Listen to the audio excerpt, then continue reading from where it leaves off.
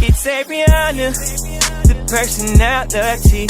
What's up, guys? I'm your host, Averianna the Personality. Thank you so much for tuning in to ATP Hours. Today, we have the hottest name in the game checking in right now, a singer and songwriter running it all the way up in streams, y'all. We have the beautiful Miss Muni Long. How are you? I'm doing good. I'm a little tired, but I'm happy to be here. Hustling. So we appreciate your time. We won't take up too much of it. We're here to talk about your latest single, Hours and Hours. First off, congratulations on everything. You know, this is your divine time. And so tell us, what inspired this single, and just tell us like where this track came from. Well, I found the beat on YouTube. And I was washing dishes. And decided I really don't like cleaning up. I mean, I don't like cleaning up, so let's just start there. Okay. But I was washing dishes. I'm like, okay, let me listen to some beats to pass the time. I found the beat and I started freestyling to it immediately. It was just amazing. And I think because I've been married for going on 8 years, I'm able to write about this subject matter, and just like what that feels like. Right. But it really was just like stream of consciousness, like a freestyle, just like a rapper, Wow. Just whatever came out, that's what I wrote down. Number one song is a freestyle. How long you think it took you to write it? Probably like 20 minutes, 20, 30 minutes. 20 minutes, y'all. 20 minutes. First off, shout out to Black Love, 8 years. That's amazing. Thank you for that, because we always need those examples. So take us back for a moment. You've been in the game for a while now. Take us back to December 1st, 2009. Jukebox was released, your first studio project. Reflecting on then to now, what did it take to get here? And when I mean here, I mean number 34 on the Hot 100 billboards. As of yesterday, it's 25. Excuse me. Oh, Get yeah. me together. Number 25. I mean, I'm getting the news just like you. Every day I wake up and somebody else is like, look at this, Right. I would say just an extreme, amount of tenacity. It's just like stick-to-itiveness. I didn't give up. No matter what anybody told me, I knew that I really wanted to be doing this. And so I just woke up every day being grateful. I get to do what I love. I know it's a lot of bull swanky. It's a lot of people here, waiting in the wings to take advantage of you. Right. But God gave me this gift, and He gonna make sure I'm all right. I will say I personally think that I'm a little off. Just a little bit crazy. What you mean? Continue. Because the amount of crap that we have to deal with as first of all, when I was a songwriter, they really get treated like trash. It's not cool at all how songwriters get treated. Just being considered last. The song is the most important thing, but the songwriters are considered last. That's well-being is not anyone else. No one cares. Not involved in any of the creative conversations, or once we do our part in the studio, they pretty much all right, cool, get out. Wow. But there's just the trauma that artists and creatives endure in this business. It's not cool. It's just really some of us, I'm some of us.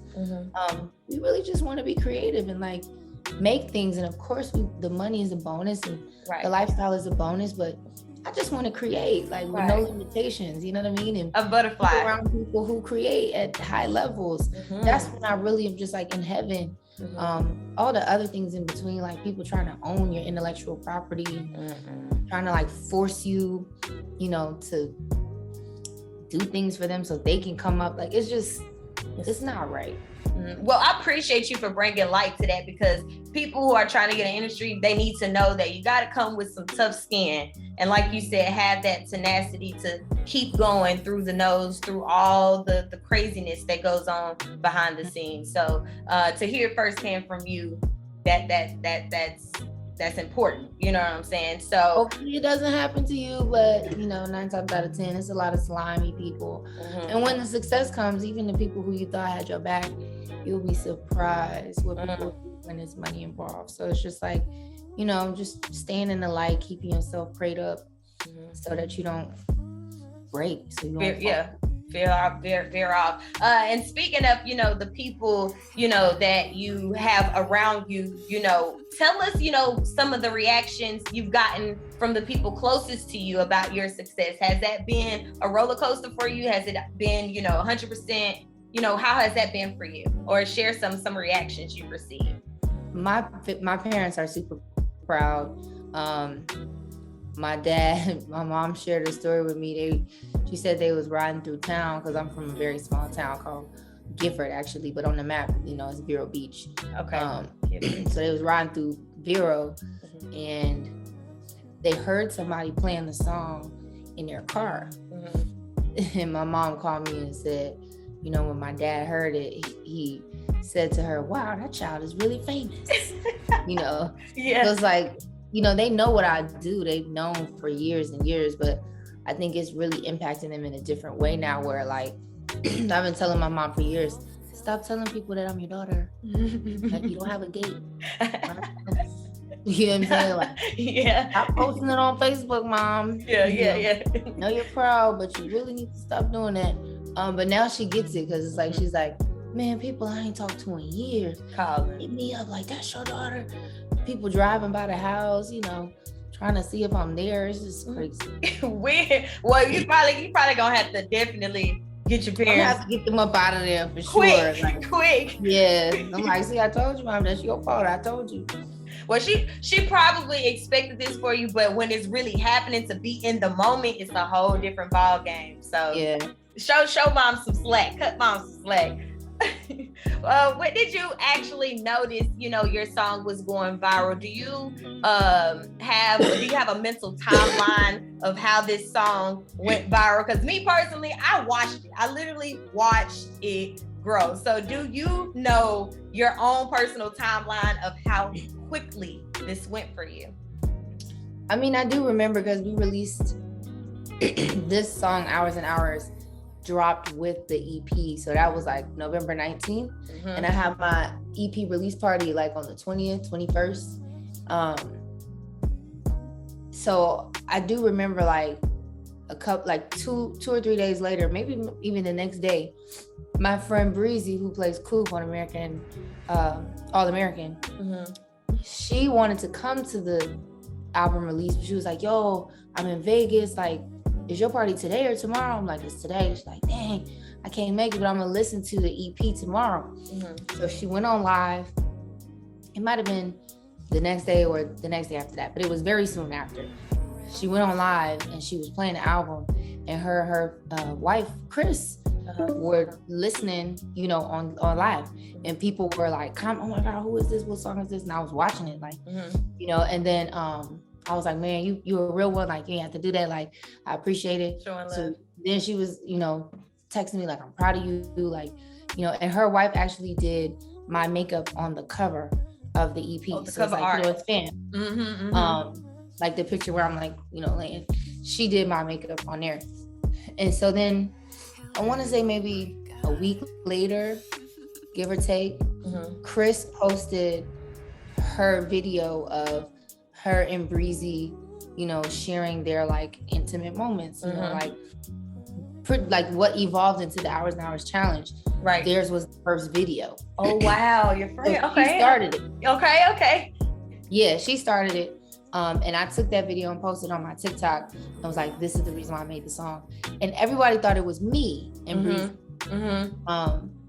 Which I don't look nothing like Chris. I'm like, that's crazy. It's like, but, and also like Lesbian Talk thought that it was hers and hers. So like, not ours and hers and hers. Right. Okay. So a lot of the comments was like, I thought this was a sapphic love song. Like, did you write this for Coop? Like, and that was like the story. I didn't think nothing of it, but then they really think that Coop is my girl. I'm like, I'm married to a whole man. Like, right. 8 years. Yeah, but at first I didn't think anything of it. but they really took it and ran with it. And it was like so many lesbian couples or non-binary couples using the song. And then from there, it jumped over to like cis couples, men, women. Then it jumped over, then it was like gay couples, like men. And then from there, it went to like self-love, like the parodies started. Yeah. Because people were like, I'm tired of seeing all these couples popping up in my feed. People started using them in cooking videos. It got crazy. Like Lotto made a video cooking to it. Jordan Woods, yeah, made a video cooking to it. Niecy Nash made a video, like Halle Berry commented about it, JT, Carisha, Ari Dedon, and it just kept going. And I was watching on TikTok, the creates went from like 400, 1,500, 4,000, 9,000, 15,000. And this in a day. I mean, in about a week, it was like... in the course of a week, we thought it was a mistake. We were like, is this a glitch? Like, what is happening? And then all of a sudden, it just like kept going. The stream just started going ping. So the song was originally heard on Instagram Live, and then you posted their video to TikTok, and then TikTok picked it up, and then that's when it got rolling. Yes. Okay. And I did tease it like on my page a little bit, like I, would like post videos of me just, posing in the camera and put the lyrics. And I had done that too a couple of times, like around whatever Day in Vegas was, because I went to Day in Vegas festival. And while I was at the hotel, I made some videos and content. Yeah. So it was like, it was very fast. And I think from November 20th to December 20th, like right before Christmas. And then, cause I went to Atlanta to work with Monica, and she did, I was like, Mo, could you do like a video, it's like singing a song? Once I posted that, after that, it just was like crazy. That's amazing. And like other celebrities started posting their videos, and it was like, wow. So it was really like around Christmas Eve that I was like, I think something is happening here. Like, this is God. What's going on here? Then we started charting on the iTunes. It was like top 10, I think it entered at like 180 on the top 200, and it just kept going. Like the album kept going. And it was like, something is happening here. And then when I got to number 1, we were like in the top 2. Like it was a bunch of stuff happening. The Weeknd was releasing. Like it was just a bunch of stuff going down. And then New Year's Day, I was going home from Chick-fil-A, going back to my mom's house, and I heard somebody playing it in their car next to us. And at first I was like, like, where's that coming from? And I was like, oh snap, that's her. And I was like, grab my phone. I'm like, yo, she playing a song. Oh, that's crazy. And that's when I really knew, like, okay, real, because it didn't feel real. It felt like a video game. That's crazy. I love to hear the story. Like I said, divine timing. Has there been anybody support you received that has been, mind blowing or heart-breaking for you personally? I mean, lots of people have, pretty much everybody. Like, if you haven't heard the song by now, I don't know. Like, Chloe and Halle have supported and reached out. SZA reached out to me. Summer even posted on her page one of the versions, a cover version by this artist named Anaya. So it's like the song is like has its own like, little like wave, little connotation to it. People have covered it and like done their own interpretations of it. All this talent has popped out the woodworks. Like, where y'all been at? You're right. We've been waiting on y'all. But you know that's how God works. You are a vessel, and so you just opening up so many doors and showing other people their talent that they didn't even see in the beginning. That's how it works. I do have lots of my contemporaries. Like last night I was in the studio with Diddy, Love, and Stacey Barth, who's been a longtime friend, and her and Jazzy were there because they're signed to him. Love Records. They both were like, yo, you really are like giving us brown girls hope. Listen, because I'm dark skinned, so it's like in terms of the conventional pop star, conventional, because R&B right now is pop, regardless of what anybody says. I agree with that. Yeah, so it's like, it's kind of going back to like late 90s, early 2000s when R&B and rap was pop. But, according to industry standards, I'm not supposed to be doing this right now. I'm 33, I'm dark skinned, I'm independent. These are all things that are no-nos. Speaking of that, I was gonna ask you, Rolling Stone American Magazine referred to you as the genre, agonistic. How did that, when you read that, or if you knew that they referred to you as that, how did that resonate with you? I mean, I think like all genres, Her said this, all genres of music are derived from Black music, R&B music, gospel music, soul music. Rock and roll comes from that, country music comes from that, pop music comes from that. And even being a songwriter in the pop space for a very long time, I can tell you firsthand, like, they be pulling up R&B music in the studio and like, let's do something like this, and then you hear whatever you hear on the radio. So I would say that, I wouldn't necessarily, if that's their interpretation, cool. Right. I'm grateful I receive it, but I really just think, this is the origin, really. You know what I mean? Like, it sounds like it comes from every genre. It could fit in any genre because this is where those genres originated from. That's it. I love that. So I want to ask you, has there been any personal reflections or realizations you have figured out thus far that you wouldn't mind sharing with your fans, just about, dedication and hard work? I understand you said tenacity, but I guess just any sense of motivation for the people watching right now. Of course. I think the amount of self-reflection that I've done up until this point, I started really when I was about 23, just like reading and learning about reprogramming your mind and unlearning limiting beliefs, patterns, and things like that. I would say that, like, you can't skip the work. Like, you can fake it on the outside, but the energy doesn't lie. Your frequency, you can't fake that. Like, you can't put makeup on that and cover up the blemishes. Like, if there's some trauma there, if there's some blockages, and Pharrell told me this, it's like, if you have any blockages, you're not going to be able to get to where you're trying to get to. The blessing can't come to you. You got to fix that. Right. So whatever that means for you, just ask the question, like, when something makes you angry, or you feel jealousy, or you feel bitterness, or you have the urge to hate or be mean or be negative, or the urge to try and hold someone back, or you even have fear of being creative and releasing your ideas to the world, you have to ask yourself, why do I feel that? And really do the work to try to discover where that blockage comes from and what trauma may have caused that, or what teaching did you get when you were younger that has carried over. Because I honestly feel like, that lie about Black women not being mainstream is something that is bred into us. You already feel like you already feel like it's not possible, but you're still trying anyway. Yeah, but like, just unlearning that, like, Black women can have luxury. Black women can be in charge. We can be the owners. We can found our own businesses. We're not just here to like make babies and clean up and cook and things like that.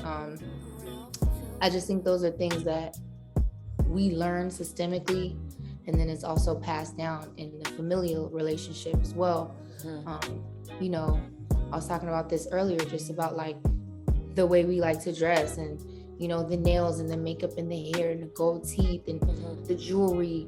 A lot of times that gets us classified as ghetto, ignorant, belligerent. When other people do it as fashion, and it really has nothing to do with your intelligence. Right. That's just your choice. That's how you choose to present. And I think that's a huge hurdle to overcome when everyone is telling you, you know, that dress is a little too, I wouldn't do that. I wouldn't do this. Like, yeah, like, you know, I don't believe that you have to live by any standards set by another human being, because at one point, all of these rules was made up by somebody. Right. You know, so you can rewrite it. You can rewrite history if you want. Y'all, motivation from this Muni Long. So, y'all, the winners were recently selected for the Hours and Hours Challenge. Congratulations to all the winners. What was the selection process like? Because you had to go through how many? Thousands. I'm already knowing. Of videos.